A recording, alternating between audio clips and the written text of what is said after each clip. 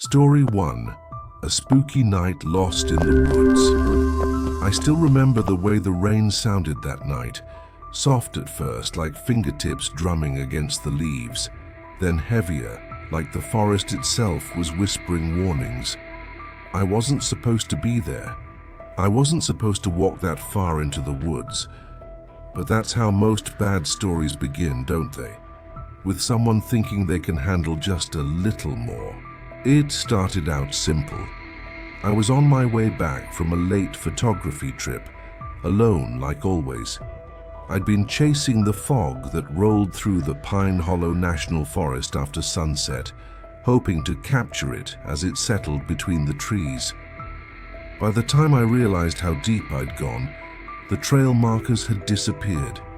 My phone had no signal, and the light was fading fast. I told myself I wasn't lost, just exploring. But then the rain began. At first it was calming, the kind of rain that makes you close your eyes and just listen. But as it grew heavier, something about it felt off. The rhythm wasn't right. It wasn't steady. It came in bursts, uneven, as if someone else was moving around me, disturbing the branches, stepping in puddles. I turned my flashlight on. The beam cut through the mist like a knife, revealing the wet glint of bark, the shine of soaked leaves, and, just for a second, a figure standing behind a tree about 30 feet away. I froze. The light trembled in my hand, but when I aimed it back, the figure was gone. I tried to convince myself I'd seen a shadow, maybe my own reflection from the rain-slicked bark. But something deep in my gut told me otherwise. I could feel eyes on me, not just from one direction, everywhere.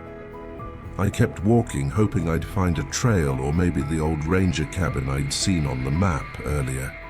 My clothes were soaked, the cold air cutting through every layer.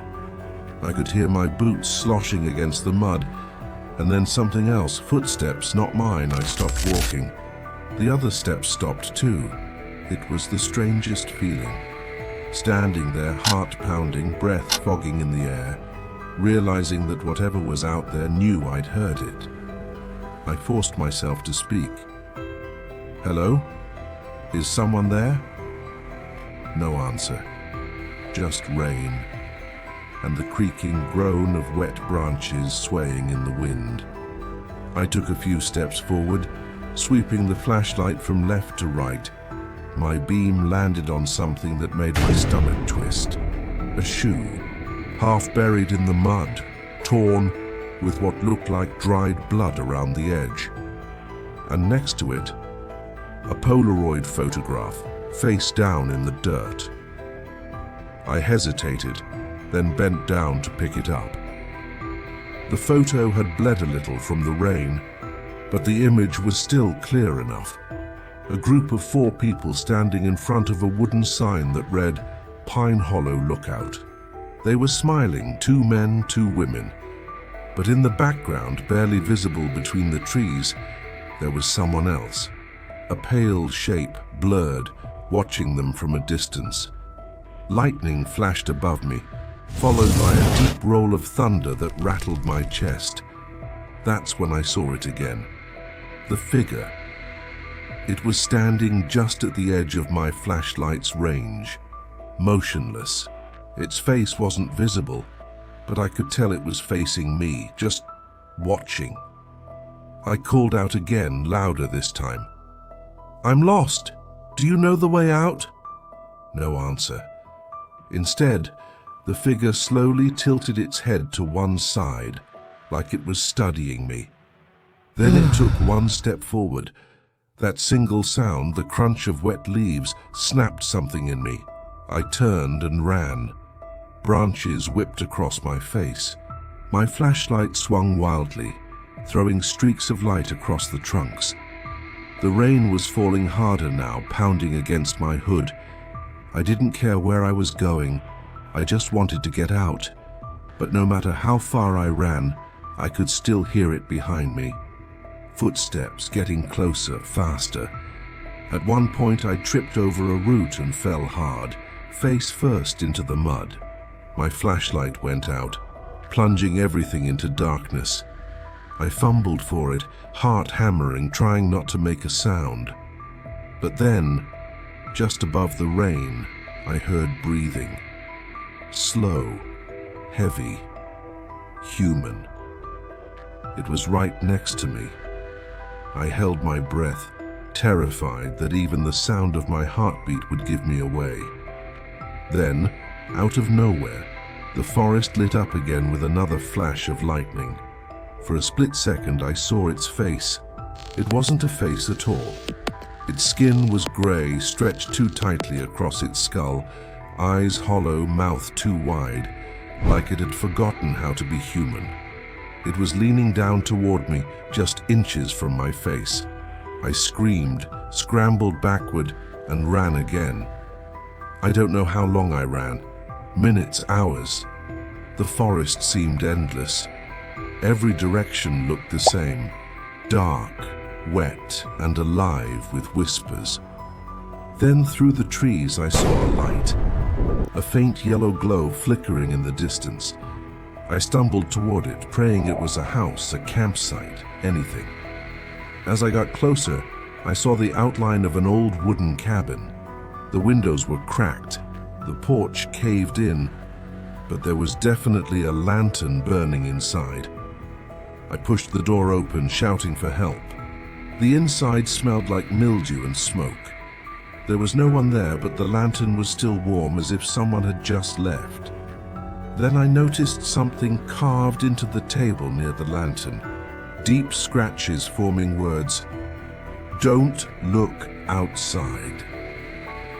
My heart sank. I turned to face the window. The rain had slowed, but the fog outside was thick and white, clinging to the glass. And there, through the mist, a face was pressed against the window, grey, hollow, smiling. I stumbled back, knocking the lantern over. The flame flickered out, plunging me into total darkness. I could hear it moving now, footsteps on the porch, slow and deliberate. Then the doorknob began to turn. I don't remember what happened after that. The next thing I knew, it was morning. I was lying just off the main trail, drenched, shivering, and covered in mud. My camera was gone. My phone was cracked but still worked, barely. When I checked the photos later, there were dozens I didn't remember taking. Every single one of them was of me, sleeping in the woods from different angles. And in every picture behind me, that same pale figure, standing just far enough away to almost be missed.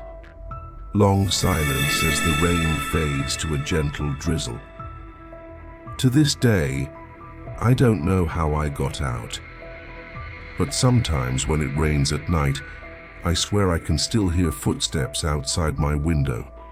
Soft, patient, waiting. Because maybe I never really left those woods at all. The woods are never truly silent, not even when you think you've escaped them. But what if something followed you out? Our next story begins with a cabin that wasn't there until yesterday. Story 2. The cabin that wasn't there yesterday. It started with a road trip, just me, my dog, and a plan to unplug for a few days. No social media, no work emails, no noise, just nature and silence. I'd rented a small cabin deep in the Sierra woods, a place that supposedly had no neighbors for miles.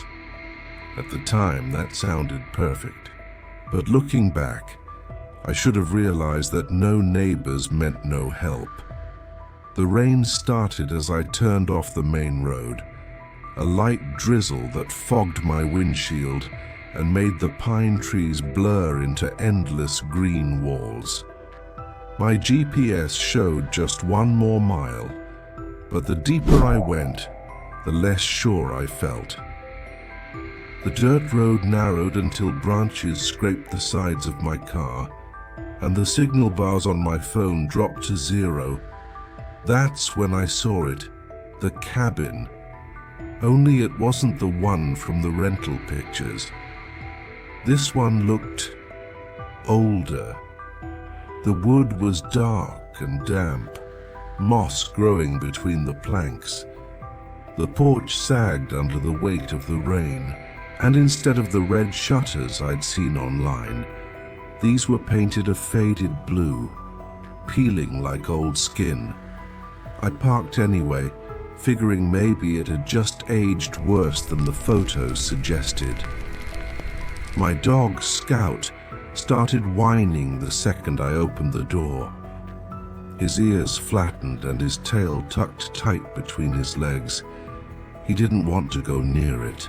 Inside, the air smelled like damp wood and iron. Rust, maybe.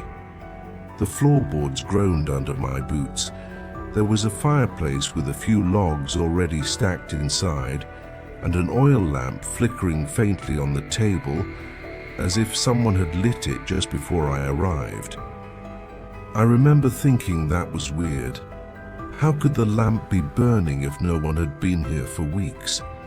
But I brushed it off. The owner probably had a caretaker. I fed Scout, unpacked, and tried to settle in. The rain outside grew heavier, drumming against the roof in a slow rhythm. There was something comforting about it, until I noticed it wasn't steady. Tap, tap, tap. Pause. Then tap, tap, tap again, like footsteps on the porch. I told myself it was just branches hitting the wood, but Scout started growling, low and guttural. His fur stood up along his spine, and he stared at the door. I grabbed my flashlight and looked through the front window. Nothing. Just the dark blur of trees and rain. But when I turned around, I froze. There was a wet footprint on the floor, just inside the door. It wasn't mine. The rain had washed my boots clean long ago. This print was fresh, bare, and small, like a child's. I followed it slowly, heart pounding. The footprints led across the living room, toward the small hallway where the bedrooms were. The light from my flashlight trembled with every step I took. At the end of the hall was a door, slightly open. I nudged it with my foot. The smell hit me first. Mold. Decay. The flashlight beam revealed a small room, bare walls, no bed, just an old rocking chair in the corner, and sitting on it was a doll. Its porcelain face was cracked. The dress it wore was damp and clinging, as if it had been left outside in the rain for days. And in its tiny hand it held something, a Polaroid photo. I stepped closer and nearly dropped my flashlight when I saw it. The photo showed me, standing on the porch from just an hour ago. The same jacket, the same car, even the same flashlight in my hand. I felt sick. I hadn't seen anyone. I hadn't heard anyone, but someone had been watching. The floor creaked behind me. I spun around, nothing. Just the sound of rain and the faint creak of the rocking chair. Only it was moving now, slowly, back and forth. I backed out of the room and shut the door, hard. Scout barked once, sharp and scared, then ran to hide under the table. I couldn't calm him down. His whole body was shaking. I decided to leave. I didn't care if it was midnight or raining. I was done. But when I opened the front door, my car was gone. The muddy path where I'd parked was empty, just tire tracks leading out into the forest and fading into the darkness. I stood there in the rain, flashlight shaking in my hand, trying to make sense of it. Had someone taken it? How would they even know I was here? And then I heard it. A faint humming. A voice, soft, childlike, coming from behind the cabin. Curiosity got the better of fear. I walked slowly around the side of the house, rain dripping down my jacket. The humming grew clearer. It was a tune I recognized. Hush, little baby. When I reached the back, my heart nearly stopped. There was another cabin, identical to the one I'd just walked out of. Same sagging porch, same broken shutters, same flickering lantern in the window. Only there was a figure standing in the doorway. A little girl, pale and dripping wet, staring right at me. She smiled, but her eyes were completely black. The humming stopped, and then she whispered in a voice that didn't match her face, "You shouldn't have come here." I ran. I don't remember how far. The rain was blinding. The forest all looked the same. I just kept going until I found a dirt road that led downhill. My flashlight died halfway through, but I didn't stop. I eventually stumbled onto the main road and waved down a passing truck. The driver took one look at me and said I looked like I'd seen a ghost. When I told him where I'd come from, his face went pale. He said there hadn't been any cabins out there for years, not since the fire. Apparently a family had died in that forest, a father, mother, and their little girl. The place had burned down decades ago. I tried to explain that I'd been there, that I'd seen it. But he just shook his head and drove faster. When I went back with the police the next morning, all we found was an empty clearing. No cabin, no footprints, no doll. Just a single Polaroid lying in the mud. It showed me again, standing in the rain, flashlight in hand, but this time the little girl was standing right behind me. Some cabins vanish by morning, others wait to come back. But what happens when the rain itself refuses to stop? Stay close. The next story will show you. Story 3. The rain that wouldn't stop. They said it was the heaviest rain the town had seen in 50 years, the kind that swallows sound and swells rivers overnight. For most people, it was just another storm. For me, it was the night everything I thought I understood about reality began to unravel. I was stationed at the Pine Bridge Weather Observation Post, just a small research cabin out by the tree line, where the forest meets the mountains. It was supposed to be a quiet night. Record rainfall data, check instruments, file the report. Nothing out of the ordinary. But by midnight, something was off.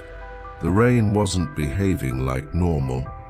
It didn't move with the wind. It fell straight down, perfectly vertical, no matter how strong the gusts were. And the sound, it wasn't constant. It was rhythmic, almost patterned like breathing. I radioed the central office to report the anomaly. Static. The line was dead. That's when I noticed the puddles near the door. They weren't rippling outward like normal. They were pulsing inward, as if something beneath the surface was sucking them down. It should have scared me more than it did.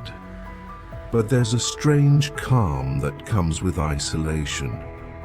You start rationalizing the impossible just to stay sane. I stepped outside, umbrella in hand, flashlight cutting through the sheets of rain. Everything shimmered silver under the beam. Wet leaves, slick rocks, mist rising from the ground. But there was something else too. A sound, not thunder, not wind, whispering. It was faint, scattered, like voices carried by the rain itself. Dozens of them, maybe hundreds. I held my breath and listened. The whispers grew louder, circling me, overlapping in languages I didn't recognize. And then one voice cut through all the others, clear, female. "Go back inside." I spun around, no one, just darkness and rain. I ran back in, slamming the door. My heart was pounding, the rain hammering on the roof like fists. I checked every lock twice, turned off the lights and sat by the window. That's when I saw them, shapes, dozens of them, moving slowly between the trees. They weren't holding umbrellas. They weren't even walking right, more like gliding.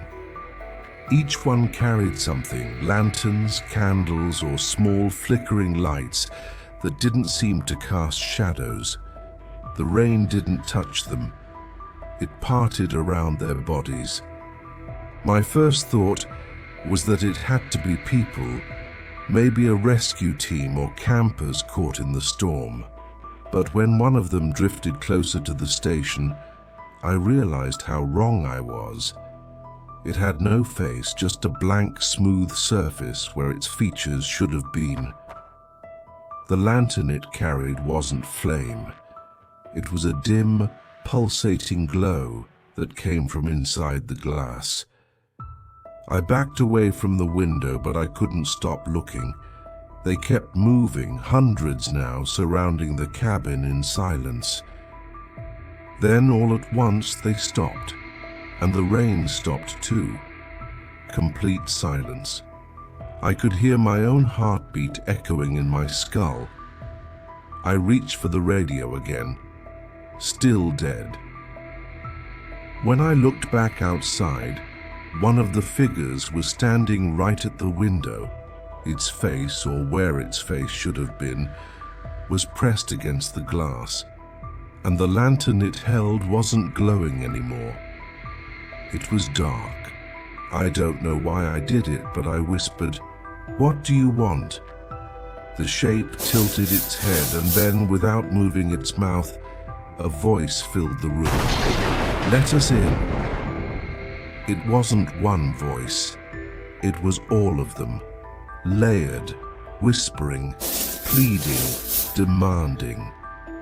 The lights in the cabin flickered.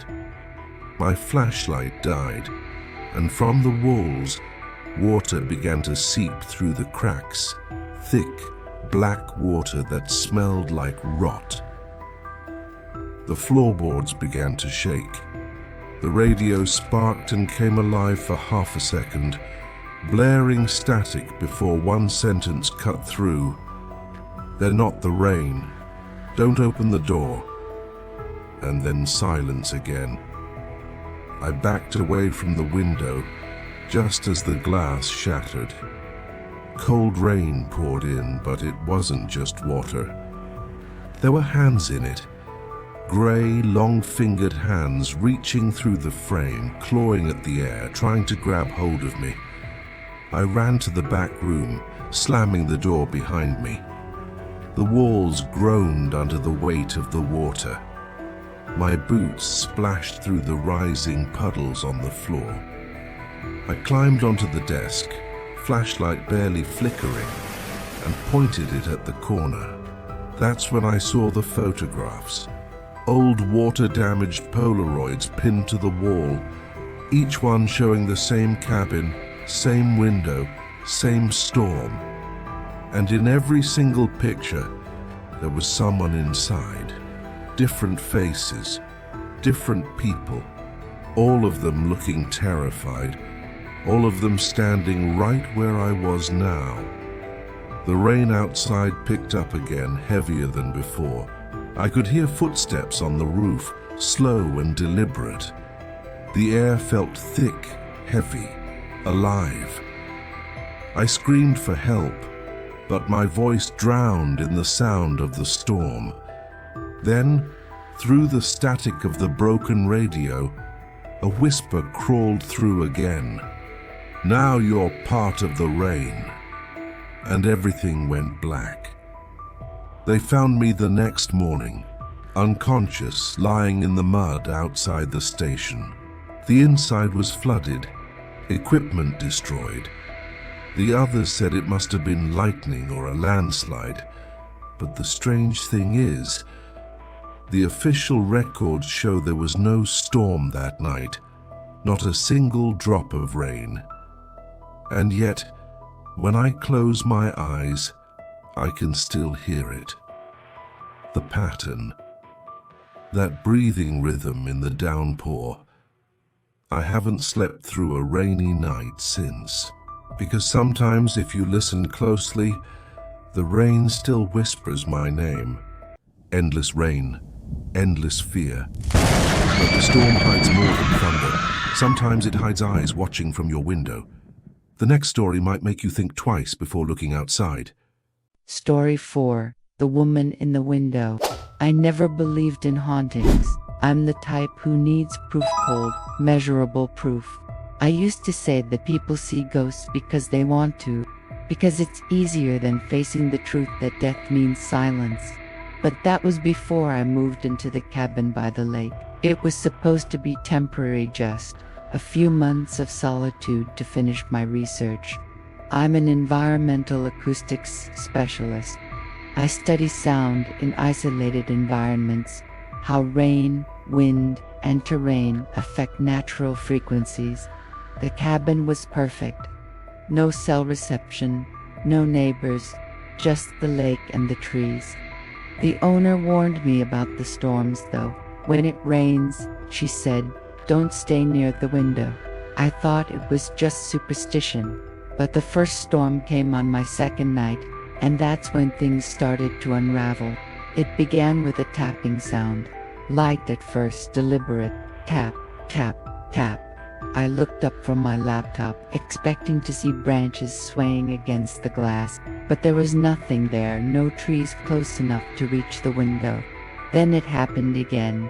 Tap, pause, tap, tap, like a pattern, like someone knocking politely, asking to come in.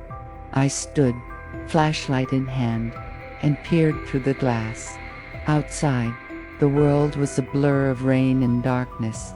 The lake shimmered with ripples under the storm, and then just for a second I saw her, a pale face, right outside the window.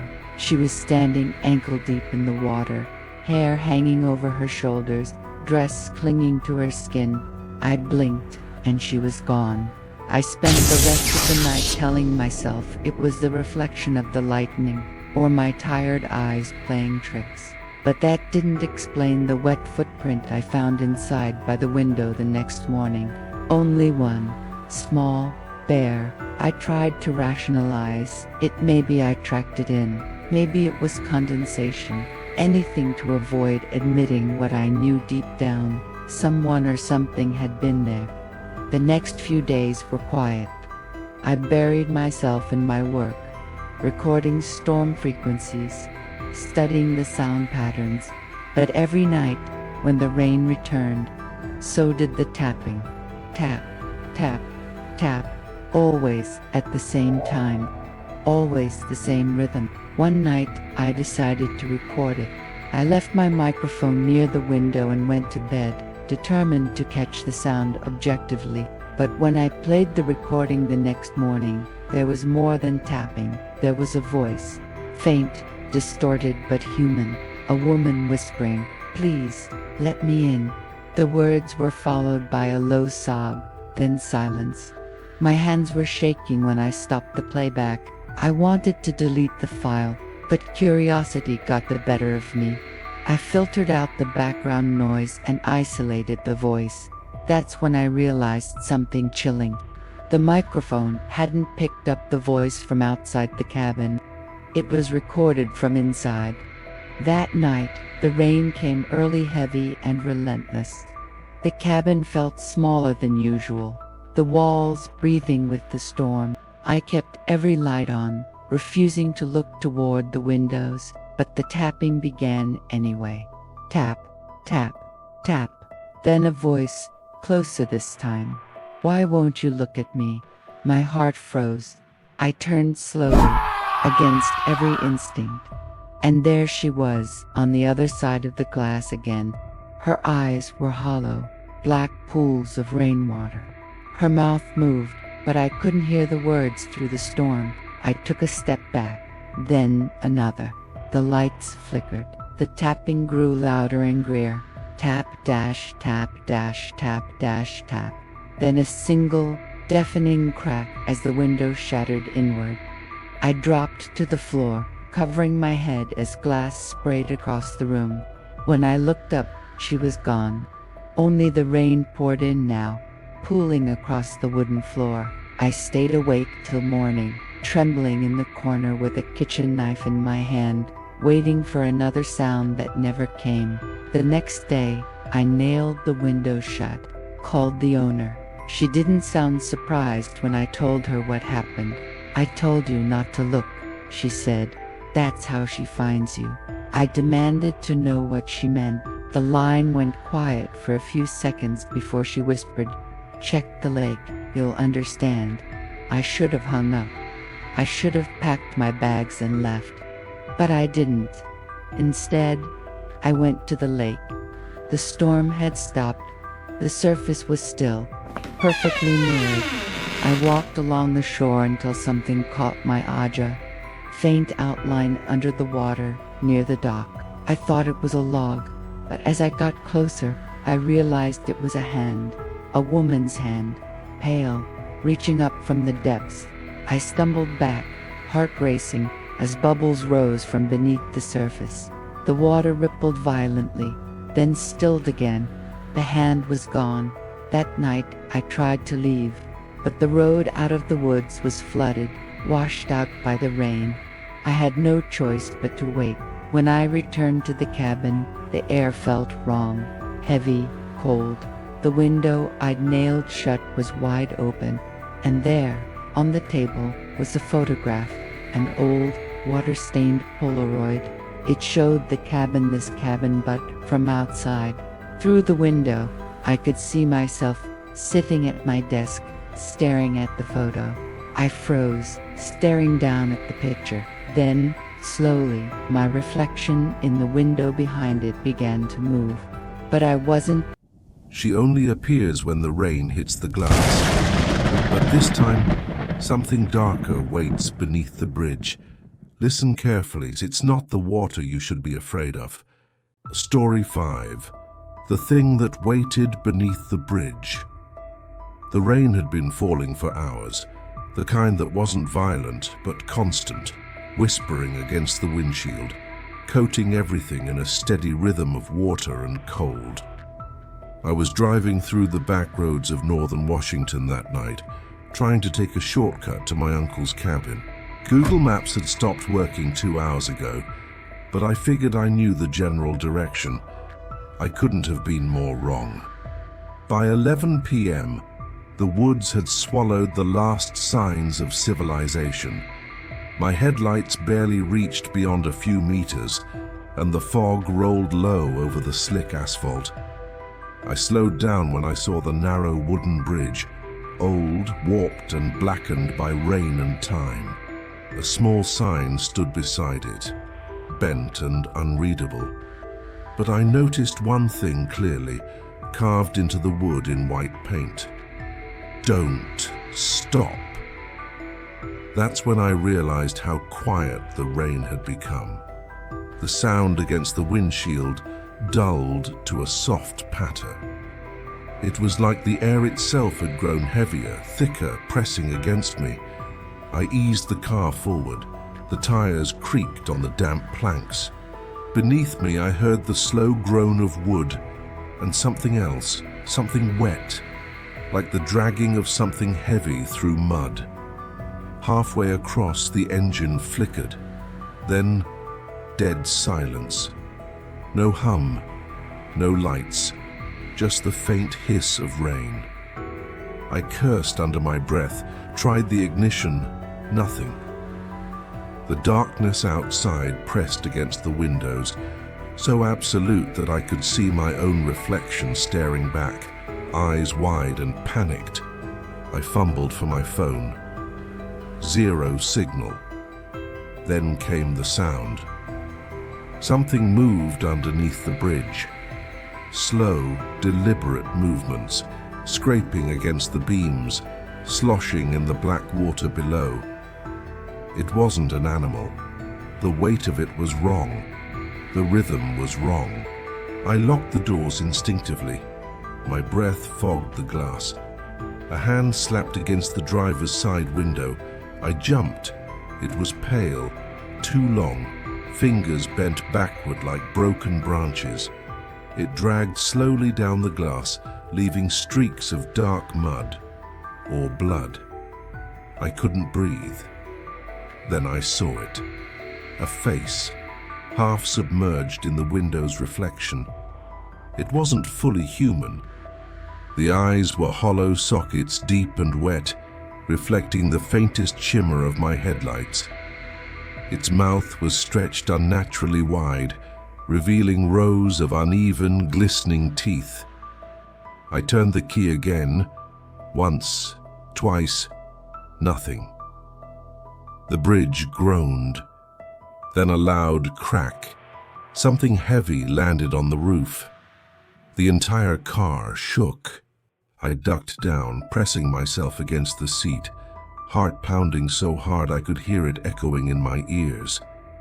Rain began again, harder this time, masking the creature's movements above me.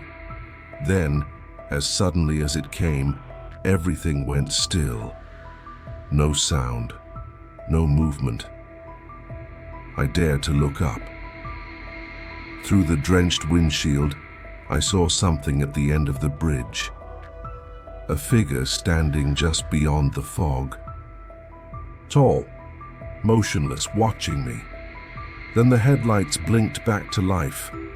The figure vanished. Without hesitation, I slammed the gas pedal. The tires screeched, and the bridge rattled like it might collapse beneath me.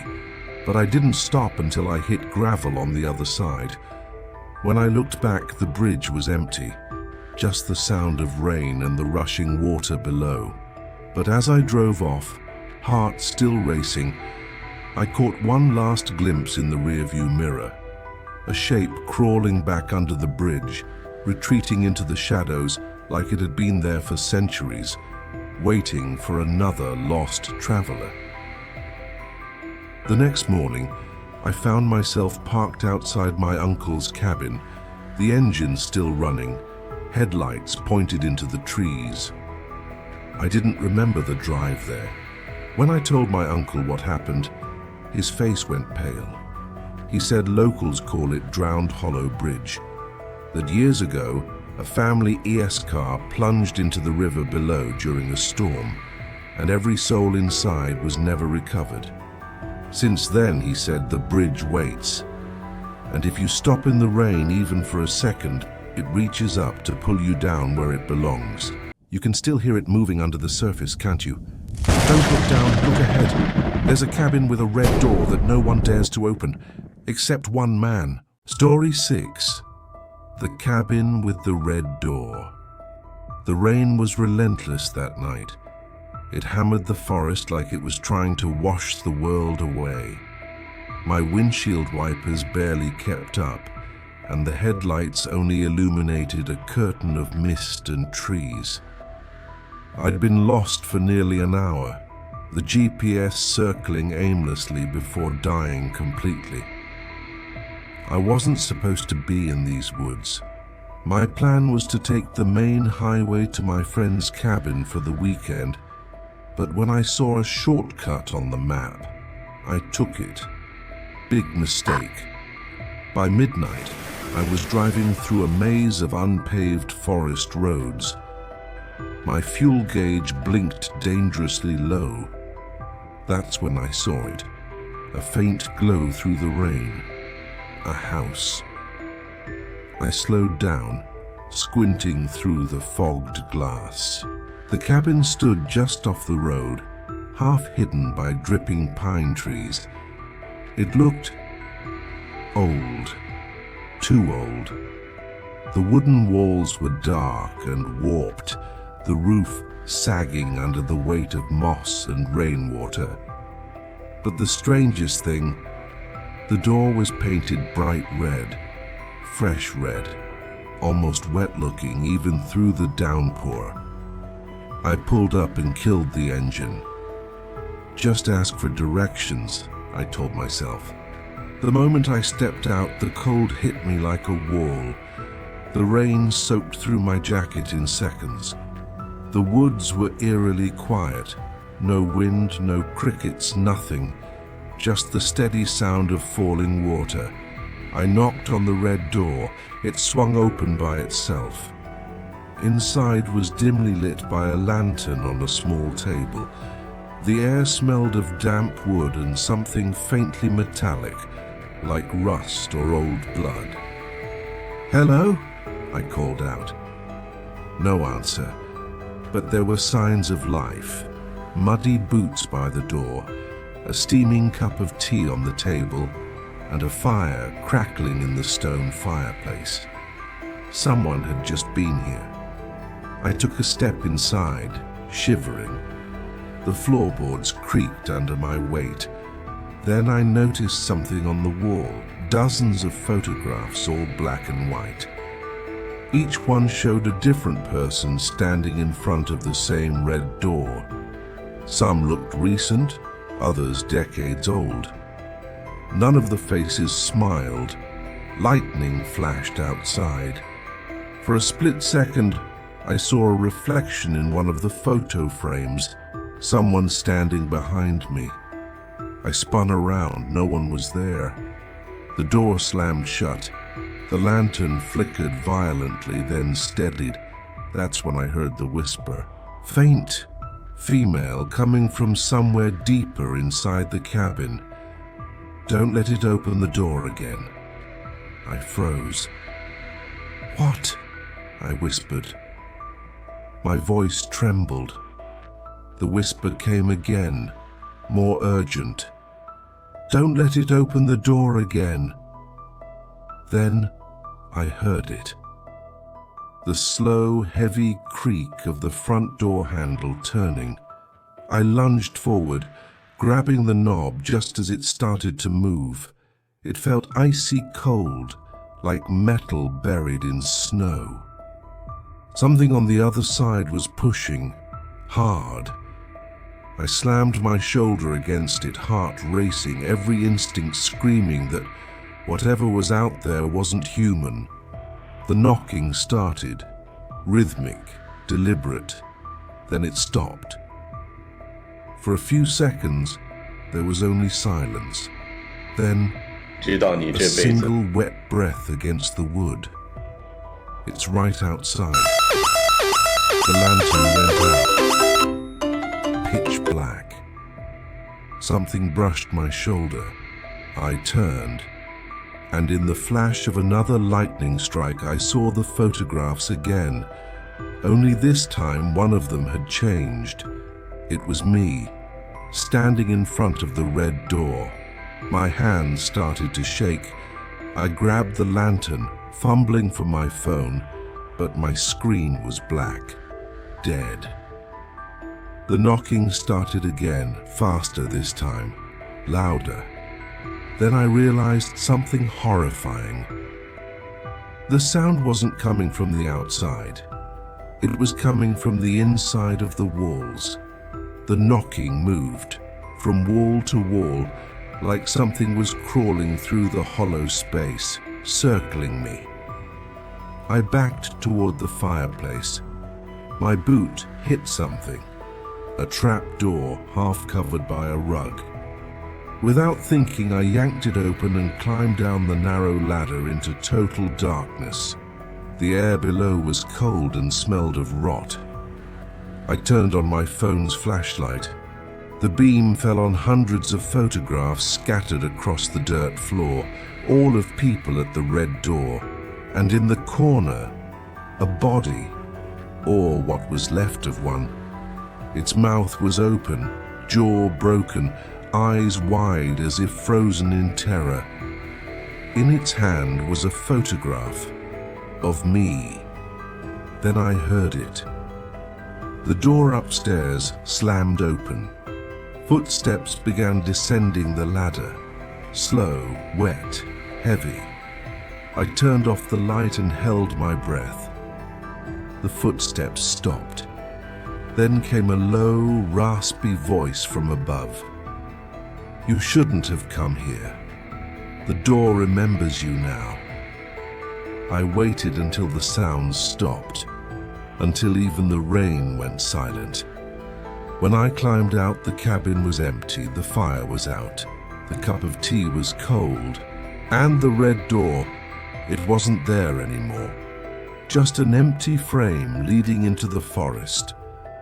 I ran until I found the road again. A passing truck stopped and took me to town.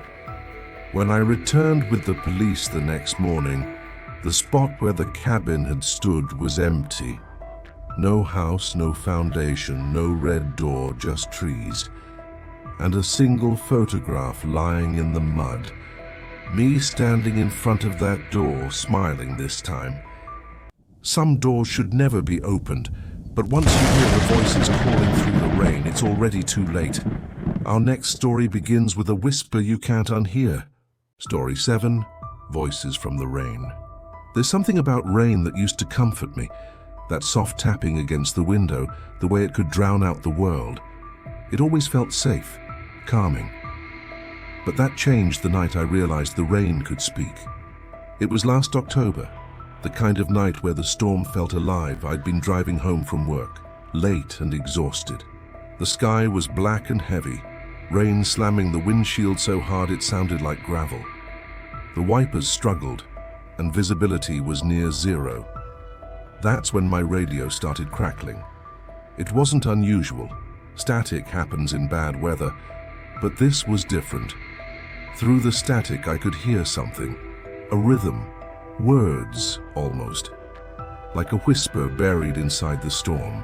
I turned the volume down, the whisper faded, turned it up again, and there it was, clearer this time. "Stop, please stop." A woman's voice, weak, desperate. I froze, my hand still on the dial. "Hello?" I said, half expecting an answer. The voice continued, but now the words were broken, warped by static and thunder. "They're watching, behind the trees." My chest tightened. The road ahead curved through dense forest, pine trees crowding on both sides. No houses, no lights, just darkness. I pulled over, shaking. The rain hammered on the roof, each drop sounding sharper now, heavier. The voice was still there, whispering through the radio like she was sitting right beside me. "Don't look." I turned the radio off. The whisper didn't stop. It was coming from outside the car. At first I thought it was the rain itself, the way it hissed and shifted on the windshield. But then the rhythm changed. It became words, distorted, whispering directly into my ears through the sound of the storm. "He's in the woods." My breath fogged the glass. I tried to see through the rain, but it was too thick. Then, lightning. For a split second, the entire forest lit up white, and I saw him, a man standing between the trees, motionless. His head tilted, his face turned toward my car. Then darkness again. The rain grew louder, deafening now. I locked the doors, heart pounding so hard it hurt. My phone had no signal. I tried to start the car, nothing. "Phyllis, he's close," the voice whispered again, barely audible through the storm. "Don't let him touch the glass." I couldn't move. I sat frozen, staring at the fogged windshield. Then I heard it. Tap. Just one soft tap on the driver's side window. I turned my head slowly. A shadow stood there, too close, too tall. Through the rain-smeared glass I could make out the shape of a hand, long fingers pressed flat against the window. The voice whispered again, faster now. "If you look at his face, He'll take yours. I wanted to scream, but my throat locked.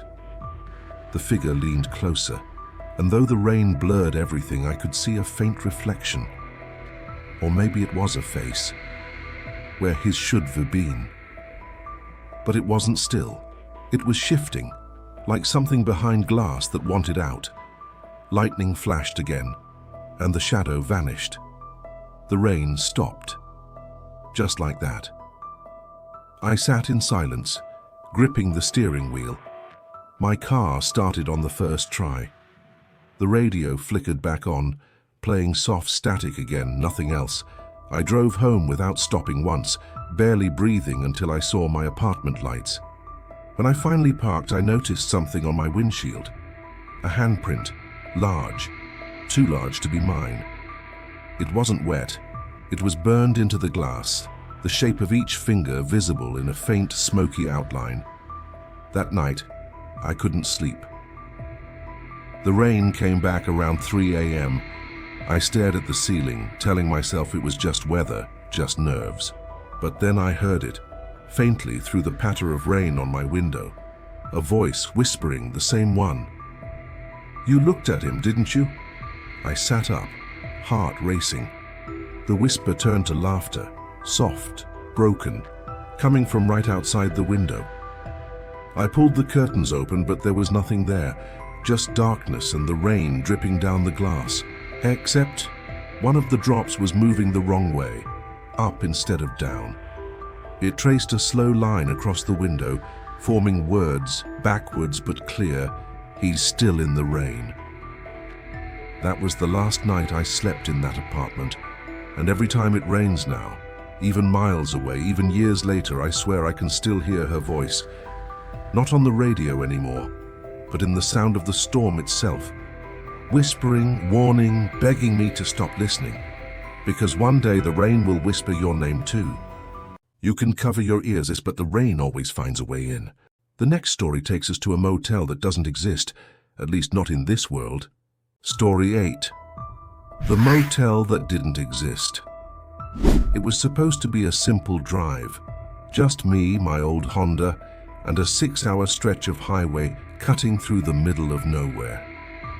The forecast had warned of storms, but I didn't think much of it. I'd done this route dozens of times before. By the time the rain started, I was already 2 hours behind schedule. The drops were fat and cold, slamming against the windshield like pebbles. My headlights cut through only a few feet of fog, and every passing mile felt like I was sinking deeper into something I didn't quite understand. At around 1 a.m., I realized I hadn't seen another car in nearly an hour. The gaslight blinked to life and panic started to set in. My phone showed no service. Then, out of the rain-soaked darkness, I saw a sign. Haven's Rest Motel, 1 mile ahead. I almost laughed out loud from relief. A place to crash, maybe grab some food, wait out the storm. When I finally saw the small neon vacancy flickering through the sheets of rain, it felt like salvation. The building looked old but welcoming enough. A row of wooden cabins lined up beside the highway, each with its own porch light. The main office glowed faintly through a rain-streaked window. I pulled up, shut off the car, and dashed inside. A bell jingled as I entered. Behind the counter sat a thin, pale woman in her 40s, her hair pinned in a perfect bun. She didn't look up from the ledger she was writing in. "Rough night," I said, dripping onto the floor. "Do you have any rooms?" She paused, pen hovering mid-air, then finally raised her eyes to me. They were an unsettling shade of gray, almost colorless. "Room 7's available," she said softly. "Cash only." I handed over a few bills.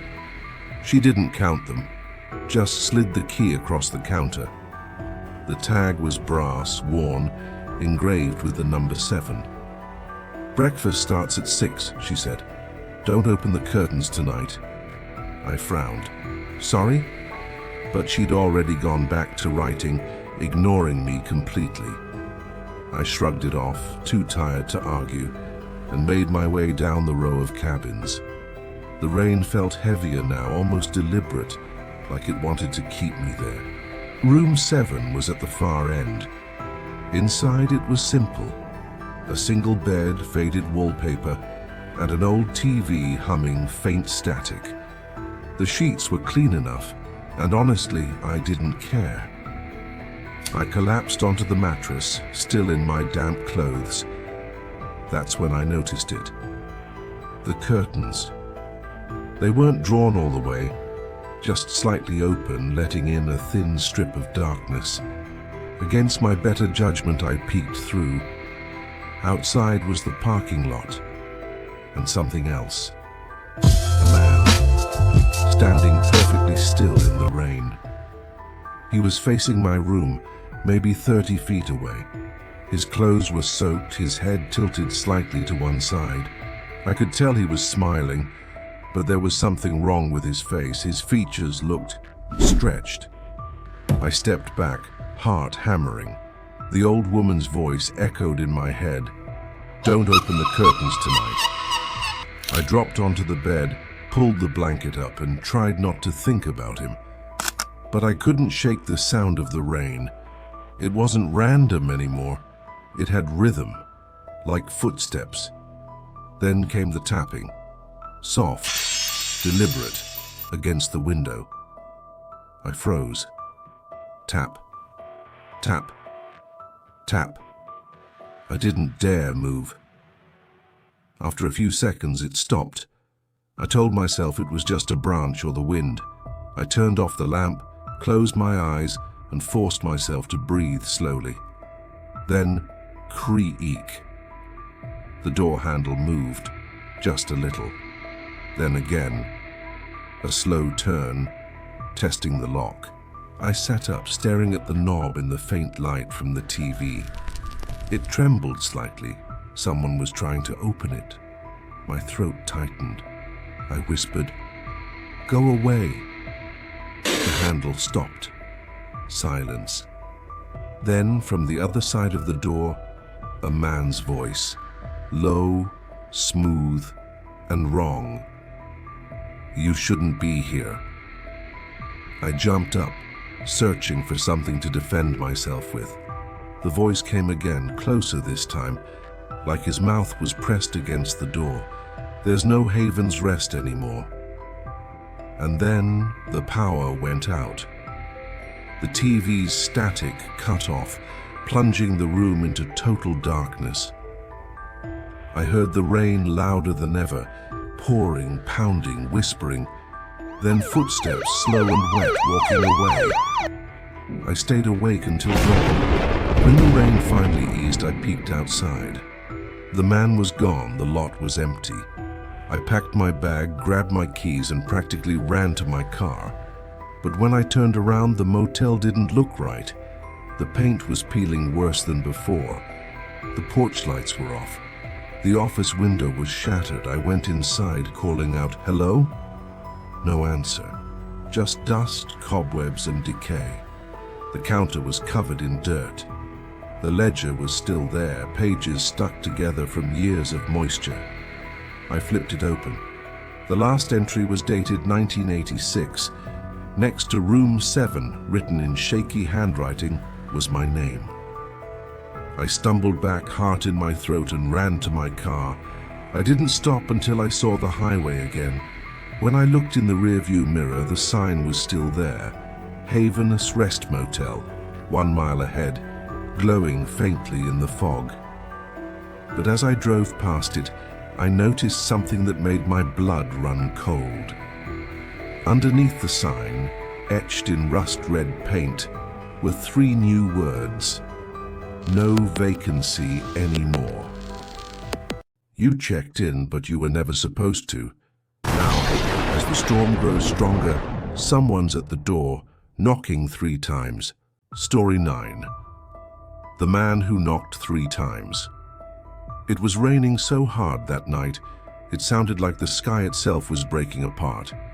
I lived alone, in a small rented house on the edge of town. One of those quiet, half-forgotten places where the streetlights never quite reached the end of the road. The kind of place where the rain seemed louder, heavier, like it was trying to fill the silence. I remember glancing at the clock, 2:37 a.m. My power had gone out an hour earlier, and the only light came from a candle on the kitchen counter. I was halfway through a cold cup of coffee when it happened. Knock, knock, knock. 3 slow, deliberate knocks on the front door. I froze. There shouldn't have been anyone outside, not in that storm, not at that hour. I waited, heart pounding. The rain hit the roof in steady sheets, but beneath it I could hear faint breathing. Someone was standing on my porch. I took a shaky step toward the door. "Who's there?" I called out. No answer. Then again, knock, knock, knock. Exactly the same rhythm. My skin prickled. I didn't open the door. Instead, I moved to the window beside it, just enough to peek through the curtain. The porch light was off, but lightning flashed, and for a split second I saw him. A man, tall, soaked, his head bent low so I couldn't see his face. He was just standing there. I stepped back. Every instinct screamed at me not to open the door. The knocks came again, 3 times, slower now, louder, then a voice, deep, hollow, muffled by rain. "Please, I need to come in." It didn't sound desperate. It sounded rehearsed. My throat went dry. "No," I said, voice shaking. "Go away." He was silent for a few seconds. Then he said it again, perfectly calm. "Please, I need to come in." I grabbed my phone. No signal. The candle flickered, shadows stretching across the room. The rain grew louder, drowning everything except the pounding of my heart. Then knock, knock, knock. 3 times, always 3. I backed away slowly, step by step, until I reached the bedroom. I locked the door, crawled into the corner, and waited. The knocking stopped. Silence. I told myself it was over, that whoever he was, he'd gone. Then came the sound that made my blood run cold. 3 knocks. Not on the front door this time, on the bedroom window. I stared at the glass, my breath shallow. The silhouette was faint, but there. A tall figure, motionless, head still lowered. Lightning flashed again. He was smiling. Not a human smile. Too wide, too wrong, like his mouth had been carved into his face. His eyes were completely black. I screamed and dove to the floor. When I looked again, he was gone. I waited until sunrise before daring to move. When the rain finally stopped, I went outside. There were footprints, long, deep, like someone had been pacing in circles around the house all night. I followed them to the porch, to the window, then around the back. That's when I saw the marks. On every window and door frame, scratched deep into the wood, were 3 vertical lines, like claw marks. And written beneath each one, in mud or maybe something darker, was a single word: invited. I moved out the next day. Didn't even bother to pack most of my things. But for weeks after, no matter where I went, I kept hearing it, sometimes faintly through the rain, sometimes clear as a whisper at my front door. Knock, knock, knock. Always 3 times, always waiting for me to open the door. The final story begins now. 3 knocks. One night you'll hear them too. If you survived till now, congratulations. But the next time it rains, listen closely. He might be standing at your door. Story 10. The road that led nowhere. It was supposed to be a simple drive home, just me, my old car, and a long stretch of highway cutting through miles of forest. The rain had started sometime after midnight, light at first, then relentless, beating against the windshield like it was trying to break in. I'd been driving for hours, the wipers struggling to keep up, when I noticed something strange. I hadn't passed another car in nearly an hour. No tail lights, no gas stations, no signs of life. Just endless road and black trees blurred by rain. My GPS had lost signal 20 minutes ago, stuck on a frozen blue arrow. The map showed a single highway, but now the road was splitting, left or right. Except I'd driven this route before, there was never a split here. I slowed down, squinting through the rain. The left road looked newer, smooth asphalt, faint glow from broken reflectors.